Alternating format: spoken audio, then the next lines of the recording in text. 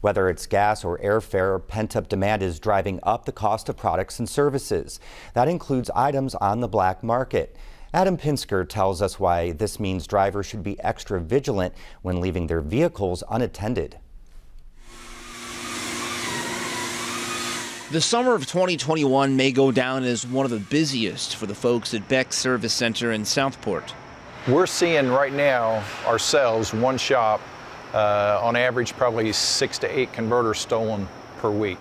Manager Ben Stallings is talking about catalytic converters, which are required on all vehicles manufactured in the past 30 years. It is the device or unit on your car that's designed to remove the noxious gases from the atmosphere. But thieves don't have the environment in mind when they steal these devices. Catalytic converters contain precious metals, including rhodium, platinum, and palladium. Even a small amount of these metals are worth hundreds of dollars. So much so, people have gone to great lengths to steal them. Stallings says a crook was targeting vehicles in the parking lot in front of his business earlier this summer. When we had a customer to come in and said there's someone underneath a car, we went out and actually caught them in the initial stages. They came out from under the car, got in their truck, and went away quickly. So how do you know if someone has stolen your catalytic converter? Well, when you start your car, it'll sound like this. Comprehensive insurance will cover most, if not all, of the cost to replace a catalytic converter. But if you are underinsured or aren't insured at all, costs can range from $400 to $1,200. Some of Stallings' customers aren't leaving their vehicles to chance. We're basically building a metal cage around that converter, so they don't have the easy access to make those cuts and drop that converter out.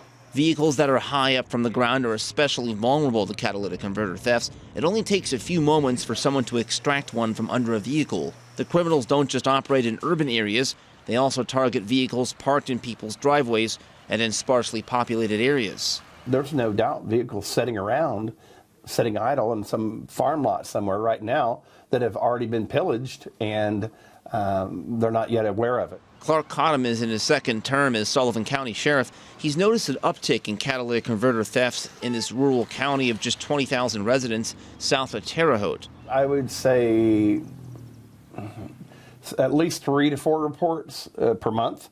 And we have to keep in mind that not everybody calls the police. The sheriff says some of the suspects arrested in these thefts aren't from Sullivan County. Likewise, some Sullivan County residents have been caught stealing catalytic converters in other counties, and it isn't just catalytic converters they are after. We have a lot of precious metals that are stolen from utility companies, power companies, energy companies, electricity providers have very unique metals and coppers and stainless steel. A lot of these precious metals end up at scrap yards where thieves can make a quick buck. By law, these companies are supposed to ask sellers for an ID and a serial number if there is one on the part that is being sold, but that system isn't enough to thwart the unscrupulous seller. If a scrapyard owner would say, "Is this stolen?" Well, what do you think they're going to say? They're going to say no. Back at Beck's Auto Service Center, Stallings says the rash of converter thefts is causing a ripple effect well beyond his shop. Obviously, there's supply chain problems now, but the converters, the number of converter thefts are so high that the manufacturers can't keep up with producing the converters. For Indiana News Desk, I'm Adam Pinsker.